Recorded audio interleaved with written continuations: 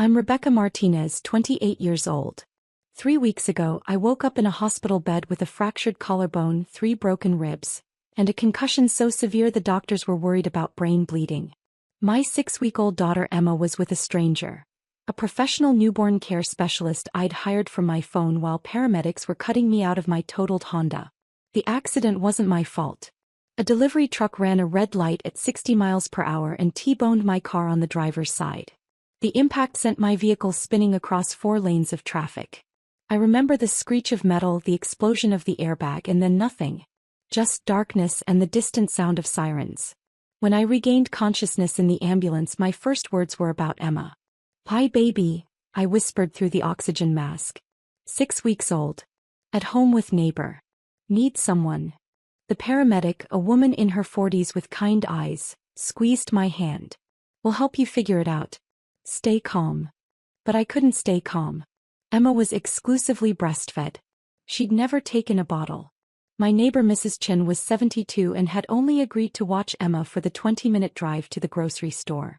Now it had been 40 minutes and I was heading to the ER instead of home. From the ambulance, with shaking hands and vision still blurry, I called my mother. She answered on the 3rd ring. "Rebecca? I'm at the spa." "What is it?" "Mom." My voice cracked. "I've been in a car accident. Bad one. I'm in an ambulance. Emma's at home with Mrs. Chin. Can you please go get her? I don't know when I'll." "An accident?" She sighed deeply, the way she always did when I inconvenienced her. "Rebecca, are you sure it's that serious? You know how you tend to be dramatic about these things." I could hear water running in the background. Spa music. The clink of champagne glasses. "Mom, my car is totaled. I have a head injury. They're taking me to County General. Please, I just need you to get Emma Ann." "County General? That's an hour away from me. I'm getting a seaweed wrap right now. Can't your husband handle this? Marcus is in Dallas for work. He won't land for another 5 hours. Mom, please. She's 6 weeks old. She needs." "Hold on." I heard muffled conversation. Then my sister's voice in the background laughing about something. Mom came back on the line. "Rebecca, your sister and I are leaving tomorrow morning for our Caribbean cruise. We have the pre-cruise spa package today. It's already paid for." My head was pounding. Each word felt like it took all my energy. "Mom, this is an emergency. Your granddaughter needs." "Your sister never has these emergencies, Rebecca." Her voice was sharp now. "Vanessa has 2 children and she's never once called me in a panic about a car accident or a crisis. You need to be more organized. More responsible." Something in my chest cracked and it wasn't just my broken ribs. "I didn't plan to get hit by a truck, Mom." "Well, you should have contingency plans. That's what responsible parents do. I can't just drop everything every time you have a problem. We've been planning this cruise for 8 months. The ambulance hit a pothole. Pain exploded through my torso. I gasped. "Are you even listening to me?" Mom continued. "This is exactly why I worry about you. Always so chaotic. Always needing to be rescued. I raised you to be independent, but you're still calling Mommy every time something goes wrong." The paramedic was watching me, concern clear on her face. She could hear every word through the phone's speaker. "I'm not asking you to cancel your cruise," I said, forcing the words out. "Just to watch Emma for a few hours until I can arrange something else. Please. I'm getting on a ship tomorrow, Rebecca. I need to pack. I need to prepare. Your father and I deserve this vacation. We've worked hard our entire lives. We're not going to let your poor planning ruin our trip." "My poor planning?" My voice broke. "Mom, I was hit by a truck. And I'm sure you're fine. You're talking, aren't you? You're always so dramatic about medical things. Remember when you thought you had appendicitis and it was just gas? Or when you were convinced you had pneumonia and it was a cold?" I closed my eyes. The memory of those times stung differently now. She'd been dismissive then too. Annoyed that I'd bothered her. "This is different. They all were different according to you. Look, I have to go. My wrap is getting cold. Call one of your friends. Or hire a babysitter. You make good money, don't you?" Problem solved. The line went dead. I stared at my cracked phone screen, my mother's contact photo smiling back at me. It was from last Christmas. She was holding Emma, her first grandchild, looking proud for the camera. I'd thought things would be different once Emma was born. that maybe becoming a grandmother would soften her. I was wrong. The paramedic touched my arm gently. Do you have someone else you can call? I scrolled through my contacts with trembling fingers. My best friend Alicia was in Seattle for a conference. Marcus's parents were in Arizona. My neighbor Mrs. Chin couldn't handle a newborn for more than an hour. Then I found it. A business card I'd saved in my phone 6 months ago when I was pregnant and researching childcare options. Elite Newborn Care, 24/7 Emergency Services. With the paramedics' help, I called them. A calm voice answered immediately. Elite Newborn Care, this is Monica. I need help. The words tumbled out. I'm in an ambulance. Car accident. My 6-week-old daughter is at home with an elderly neighbor who can't care for her long term. I need someone now. Someone who can handle an exclusively breastfed baby. Someone who can stay as long as necessary. We can have someone to you within 45 minutes. Where's the baby now? I gave her Mrs. Chen's address. Monica asked calm, professional questions. Did Emma have any medical conditions? Were there supplies at the house? What was my hospital destination? Our specialist Claudia will be there in 40 minutes, Monica said. She's a registered nurse with 15 years of newborn care experience. She'll coordinate with the hospital for pumped milk if you're able, or will provide formula if needed. Don't worry about anything. We've got your daughter. How much will this cost? Our emergency rate is $75 per hour with a 4-hour minimum. But right now you need to focus on getting medical help. We'll handle the rest. I almost cried. Someone was actually helping me. No judgment. No guilt. Just help. Thank you, I whispered. You're welcome, Mama. We'll take care of her like she's our own. If you're enjoying this story and want to hear what happened next, could you take just a second to hit that like button? It really helps me continue creating these stories. The year was chaos. Doctors, nurses, machines beeping, bright lights that made my head throb worse. They did a CT scan of my brain, X-rays of my chest and shoulder. The pain medication made everything fuzzy, but one thought stayed crystal clear. My mother had refused to help her own granddaughter. While they were stitching a gash on my forehead, my phone rang. Marcus. Babe. Oh my God, I just landed and saw your messages. Are you okay? Is Emma okay? I told him everything. The accident. Mom's refusal. The care service I'd hired. Your mom said no? His voice rose. She said no to watching her own grandchild during a medical emergency? She has a cruise tomorrow. I don't give a damn if she has a meeting with the Pope. You were in a car accident. He took a breath. I'm getting a flight back right now. I'll be there in 3 hours. What about your presentation? Screw the presentation. My wife is in the hospital. That's when I started crying. Not because of the pain or the fear, but because Marcus's immediate response showed me what real family was supposed to look like. And it made my mother's rejection hurt even more. After they admitted me for overnight observation, I did something I'd been thinking about since the ambulance ride. Something I'd been too afraid to do for 9 years. I opened my banking app and navigated to automatic payments. There it was. The transfer I set up when I was 19 years old. When I'd gotten my first real job after college and my parents had mentioned they were struggling with their mortgage after Dad's hours got cut. $4,500. Every single month. For 108 months. I'd never told them it was me. The payments went to a separate account I'd set up, then automatically transferred to their mortgage company. They thought Dad's pension had increased. Or that Mom's part-time bookkeeping brought in more than it did. They never asked questions. They just enjoyed their financial stability. That $4,500 paid their entire mortgage with enough left over for their car payment. It's how they could afford spa days and Caribbean cruises and shopping trips with my sister. It's how Dad could retire at 62 instead of working until 65. $4,500 times 108 months. $486,000. I'd paid nearly $500,000 to keep my parents comfortable. And my mother couldn't spare 3 hours to hold her granddaughter while I was in the hospital. I canceled the automatic payment. Then I did something else. I opened a new savings account. I named it Emma's Future.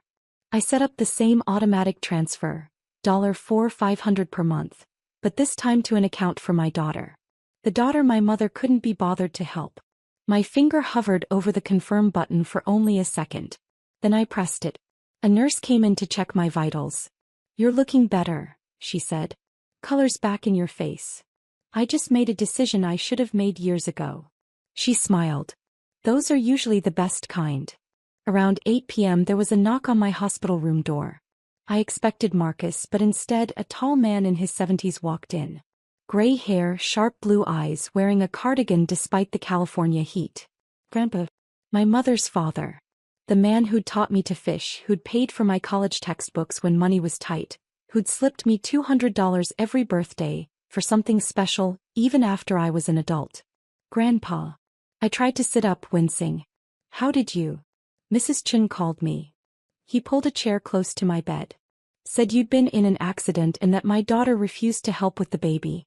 Said she overheard your phone conversation when you stopped by to get Emma earlier."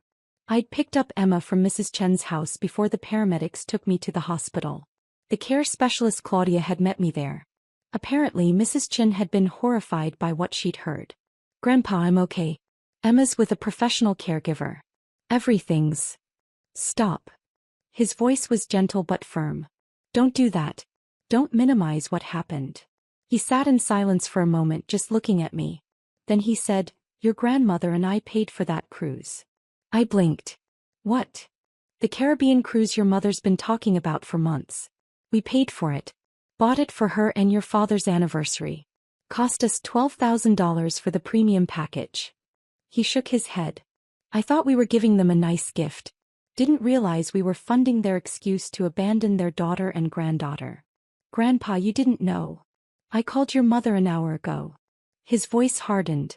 "Told her I knew what she did. You know what she said?" I waited. "She said you were being dramatic. That you were fine. That you'd always been too dependent and needed to learn to handle things yourself." He leaned forward. Then she said, "Emma isn't even my responsibility. Rebecca chose to have a baby. She needs to deal with the consequences." The words hit me like a second collision. "Consequences," I repeated. "She called my daughter a consequence." That's when I told her the cruise was cancelled. My eyes widened. "What?" "I called the cruise line. Cancelled the booking. As the purchaser, I have that right. They're refunding the money to my credit card." He smiled, but there was no warmth in it. "Your mother and father will not be going on any cruise tomorrow." "Grandpa, you didn't have to." "Yes, I did." He reached over and took my hand carefully, avoiding the fore. "Rebecca, I need to tell you something. Your grandmother, before she passed, she made me promise to watch out for you. Said she worried about how your mother treated you differently than Vanessa." I felt tears building. I thought maybe she was seeing things that weren't there. Grandmothers can be protective. But over the years I've watched. I've seen the patterns. The way your sister gets praised for the same things you get criticized for. The way your accomplishments get dismissed while hers get celebrated. The way you're always expected to be understanding while she's allowed to be selfish. "It's just how Mom is," I said weakly. "It's how you've let her be. How we all let her be." He squeezed my hand. "Not anymore. Not after this." There was another knock. This time it was Marcus, still in his suit from the conference, carrying flowers and looking frantic. When he saw me, his face crumpled with relief. "I'm okay," I said as he kissed my forehead gently. "We're okay." Grandpa stood up. "I'll give you two some privacy. But Rebecca, before I go, is there anything I should know? Anything else that's been going on?" I hesitated. Then I told him about the $4,500 monthly payments. About the 9 years of financial support. About how I just canceled it. Grandpa's face went very still. "You've been paying their mortgage? And car payment. I set it up when I was 19. They never knew it was me. $4,500 a month for 9 years. He did the math quickly. That's nearly $500,000. $486,000, I confirmed. Marcus was staring at me. "You never told me." "I didn't tell anyone. They needed help and I could provide it, so I did." Grandpa was quiet for a long moment. Then he said, "Did they ever thank you? Ever acknowledge the help?" "They didn't know it was me. But they knew their financial situation improved dramatically. They knew they suddenly had extra money every month. Did they ever question it? Ever wonder? Ever think maybe they should be more careful with money that appeared out of nowhere?" I'd never thought about it that way. They just spent it, I said slowly. On cruises and shopping and spa days and helping Vanessa with her down payment and, I stopped. They helped Vanessa buy her house with my money. And when you were in a car accident with a 6-week-old baby, your mother couldn't spare 3 hours. Grandpa's voice was ice. She took your money for 9 years and couldn't give you 3 hours. He pulled out his phone. I'm making a call. You rest. He walked into the hallway but I could hear his voice through the door. Patricia, it's Dad. No, I'm not discussing the cruise again. I'm calling about something else. Something I just learned. Pause. Did you know Rebecca has been paying your mortgage for 9 years? Silence. Then Grandpa's voice again, harder. $4,500 a month, Patricia. $486,000 total. Your daughter, the one you called dramatic today, the one you refused to help, has been keeping you financially afloat since she was 19 years old. Another pause. She canceled the payments this afternoon. From her hospital bed. After you abandoned her and your granddaughter. I could hear my mother's voice now, shrill even through the phone. Grandpa let her talk for a moment. Then he said the words that changed everything. You have 24 hours to make this right, Patricia. 24 hours to apologize to your daughter, to meet your granddaughter properly, to show even a fraction of the gratitude and love she deserves. If you don't, I'm changing my will. Everything I plan to leave you, the house in Pasadena, the stocks, the savings bonds, all of it, goes to Rebecca and Emma instead. More shouting from the phone. I'm not bluffing. I already called Gerald Hoffman, my attorney. He's drafting the changes tomorrow morning. You think I'm going to leave my estate to someone who treats their own daughter like garbage? Who calls their granddaughter a consequence? His voice dropped. Your mother would be ashamed of you. I know I am. He hung up. Marcus and I sat in stunned silence. Grandpa walked back in looking 10 years older but somehow more determined. That woman is my daughter and I love her. But love doesn't mean accepting unacceptable behavior. Your grandmother taught me that. Grandpa, your will, you don't have to. It's already done in my mind. Whether she apologizes or not, you're getting the majority. But I'm giving her 24 hours because your grandmother would want me to give her daughter a chance to do the right thing. He kissed my forehead. Get some rest. I'm going to go meet my great-granddaughter. Marcus, text me the address of that care service. After he left, Marcus climbed carefully into the hospital bed next to me, holding me like I was made of glass. $500,000, he whispered. Babe, we could have paid off our house. I know. We could have started Emma's college fund years ago. I know. Why didn't you tell me? I was quiet for a long time. Because then I'd have to admit what I already knew. That I was paying for love that should have been free. That I was buying my parents' approval. That no matter how much money I gave them, it would never be enough to make them treat me the way they treat Vanessa. He held me tighter. I'm sorry, he said. For what? For not seeing it sooner. For not protecting you from them. You did protect me. You flew home from Dallas in the middle of your biggest presentation of the year. That's just basic human decency, Beck. That's the bare minimum. Exactly, I said. And my mother couldn't even manage that. My phone started ringing around 10 p.m. I declined the call. She called again. Declined. Then texts started coming through. Rebecca, we need to talk about this misunderstanding. Your grandfather is being completely unreasonable. I never said I wouldn't help. You didn't give me a chance to explain. You're tearing this family apart over a simple miscommunication. I blocked the number. Then my sister called. What the hell did you do? Vanessa's voice was sharp. Mom is hysterical. The cruise is canceled. Grandpa is threatening to cut her out of the will. All because you got an fender bender and Mom couldn't drop everything immediately. It wasn't a fender bender. I have 3 broken ribs and a fractured collarbone. Well, you're clearly fine enough to cause family drama. Do you know how much Mom was looking forward to this cruise? Do you know how hard she's been working? Working? I almost laughed. Vanessa, I've been paying their mortgage for 9 years. $4,500 every month. That's how Mom can afford not to work. That's how Dad retired early. That's how they helped you with your house down payment. Silence. You're lying. Check with Grandpa. Or better yet, ask Mom. Ask her where she thought that extra $4,500 a month was coming from for the past 9 years. Even if that's true. It is true. It doesn't give you the right to manipulate Grandpa. He's elderly. He's not thinking clearly. He's thinking more clearly than anyone. He sees exactly what Mom is. What you are. What I am. Her voice rose. I'm not the one blackmailing my own mother with Grandpa's inheritance. No, you're just the one who gets everything handed to you while I pay for it. The golden child who can do no wrong while I'm always the problem. I took a breath. I'm done, Vanessa. I'm done funding your lifestyle. I'm done being the family A-team. I'm done accepting scraps of attention while you get celebrated for existing. You're being insane. Mom loves you. Mom tolerates me as long as I'm useful. Today I learned exactly how much my usefulness is worth. 3 hours. She couldn't give me 3 hours for her granddaughter. She had plans. I had a head injury. Vanessa was quiet for a moment. Then, you know what? Fine. Keep Grandpa's money. Keep your victim mentality. But don't expect me to feel sorry for you when you end up alone because you pushed everyone away. She hung up.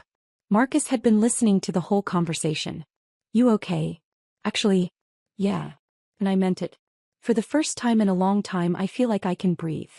The next morning I was discharged with strict instructions to rest for 2 weeks. Marcus brought Emma to the hospital and I held my daughter for the first time since the accident. She was perfect. Healthy. Content. Claudia, the care specialist, had done an amazing job. She kept detailed notes about feeding times, diaper changes, sleep patterns. She'd even pumped and stored the breast milk the hospital had helped me express.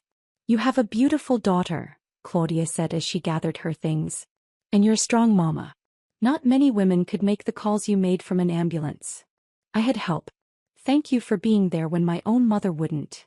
She smiled sadly. Family is who shows up. Remember that. We went home to flowers. Dozens of bouquets from friends, from Marcus's co-workers, from neighbors. Cards wishing me a speedy recovery. Nothing from my parents. Nothing from my sister. But there was something from Grandpa. A large box with a note. For Emma's future. Because she deserves grandparents who choose her first. Love, Grandpa Joe. Inside were savings bonds. $50,000 worth. I cried. The 24-hour deadline passed. No apology came. No phone call. No text. Grandpa's attorney called the next day to confirm the will had been changed. Rebecca Martinez and Emma Martinez were now the primary beneficiaries. My mother would receive $10,000, enough for a nice vacation but not enough to maintain the lifestyle my money funded. 2 weeks after the accident, my mother's mortgage payment bounced. Then their car payment. I know because she called from a number I didn't have blocked. Rebecca, there's been some kind of mistake with our mortgage. The payment didn't go through. Can you check your end? I took a deep breath. There's no mistake, Mom. I canceled the payments. What? Why would you? She stopped. Wait, that was you? All these years, that was you sending the money? Every month since I was 19. But we thought, your father's pension was barely enough to cover your utilities. I covered everything else. For 9 years. Rebecca, you can't just stop. We'll lose the house. We'll lose everything. Like I almost lost everything when that truck hit me. When I was alone in the ambulance, terrified, calling my mother for help and getting rejected. I apologized for that. I called Grandpa and... You called Grandpa to save your inheritance. You never apologized to me. Silence. Mom, you had 9 years of financial support from me. 9 years I gave freely, expecting nothing in return except maybe to be treated like I mattered. Like I was worth 3 hours of your time during a medical emergency. You couldn't even give me that. Rebecca, please. We're your parents. You can't just abandon us. The irony was so thick I almost choked on it. You abandoned me first. You abandoned your granddaughter. You made your choice when you chose a cruise over your daughter's emergency. Now I'm making mine. What about family loyalty? What about it? Where was your loyalty when I was being cut out of a car? Where was your loyalty when your 6-week-old granddaughter needed you? We can work this out. We can go to family therapy. We can. No. The word felt powerful. Final. I'm done working things out. I'm done being the only one who tries. I'm done paying for love that should be free. I hung up. The calls came in waves after that. Mom, Dad, Vanessa, even some cousins I barely knew. All of them with the same message. I was tearing the family apart. I was being vindictive. I was overreacting. Not one of them asked if I was okay. Not one asked about Emma. Not one acknowledged that my mother's refusal to help during a medical emergency was the actual problem. I blocked them all.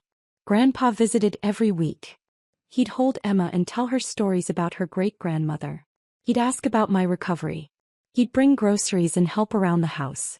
"You're doing the right thing," he told me one afternoon. "It takes courage to walk away from toxicity even when it's family. Especially when it's family. Do you think she'll ever understand?" Honestly, probably not. People like your mother, they see themselves as the victim in every story. You'll always be the ungrateful daughter who cut her off, not the generous child who supported her for years or the injured mother who needed basic help. That's sad. It is. But it's not your responsibility to fix her perspective. Your responsibility is to Emma. To yourself. To building the family you deserve. He was right. 3 months later, I heard through a mutual friend that my parents had downsized to a smaller condo. That they'd sold their car and bought something more economical. That my mother had taken a full-time bookkeeping job. They were learning to live within their actual means for the first time in 9 years. I felt no satisfaction in their struggles. But I felt no guilt either. 6 months after the accident, Marcus got promoted. We used his bonus to start Emma's college fund. The same $4,500 a month I'd been sending my parents now going into an account for our daughter. In 18 years, at that rate, Emma would have nearly $1 million for her education. $1 million she'd never have to pay back. $1 million given freely with love because that's what parents do. 1 year after the accident I got a letter. Not from my mother but from my sister. "Rebecca, I'm writing because I finally understand what you tried to tell me. Mom asked me to start helping with their bills. She said it was temporary just until they got back on their feet. That turned into monthly requests for money. Then weekly. Then almost daily. She's asked me for $47,000 so far this year. I've given her $23,000. My husband is furious. My marriage is struggling. And when I told Mom I couldn't give any more, she called me selfish. Ungrateful. Just like she used to call you. I get it now. You weren't exaggerating. You weren't being dramatic. You were being used, and the moment you couldn't be useful anymore, you were disposable. I'm sorry I didn't believe you. I'm sorry I chose her over you. I understand if you never want to talk to me again. But I wanted you to know, you were right about everything. Your sister Vanessa." I read the letter 3 times. Part of me wanted to feel vindicated. To say, "I told you so." To welcome her into the club of daughters who'd finally seen through our mother's manipulation. But mostly I just felt tired. I wrote back. Not a long letter. Just a short note. "Vanessa, thank you for your honesty. I hope you find the courage to set boundaries like I did. You deserve better than being an ATM. I'm not ready to rebuild a relationship yet. Maybe someday. But I appreciate you acknowledging the truth. Take care of yourself, Rebecca." I didn't hear from her again. And that was okay. Emma is 2 years old now. She's funny and fierce and doesn't know anything about the grandmother who called her a consequence. She knows Grandpa Joe, who visits every Sunday and reads her the same stories he read to me. She knows Marcus's parents, who flew from Arizona to help when she had croup and never once complained. She knows family is the people who show up. Last week, we were at the park when another mother asked if Emma's grandparents ever visit. "Oh yes," I said, watching Emma giggle as Grandpa pushed her on the swing. "Her grandfather comes every week." "What about your parents?" I smiled. "That is my parent. The one who matters." The woman looked confused but didn't press. "Here's what I've learned in the 2 years since that car accident. Some people will only value you for what you provide. The moment you stop providing it, they'll show you exactly who they are. Believe them. Don't waste years trying to earn love that should have been freely given." I think about that $486,000 sometimes. $500,000 I'll never get back. Money that could have changed my life in a dozen different ways. But I also think about what I gained by cutting them off. Peace. Self-respect. A clear understanding of my worth. A family built on genuine love rather than obligation and guilt. That's worth more than any dollar amount. My mother sends a card every year on Emma's birthday. I don't open them. They go straight into a box in the garage. Maybe one day Emma will want to know about that side of her family. Maybe she'll want to read them. But right now she's got everything she needs. Parents who choose her every single day, a great-grandfather who adores her, and a future funded by love instead of guilt. If there's someone out there listening to this who's been the family ATM, who's been paying for love that should be free, who's been diminished and dismissed and told they're dramatic when they express legitimate needs, I want you to know something. You are not obligated to fund your own mistreatment. You are not required to finance people who refuse to show up for you. You are allowed to keep your money, your time, and your energy for people who actually value you. And if walking away means losing people who only loved what you could give them, you weren't losing family. You were losing users.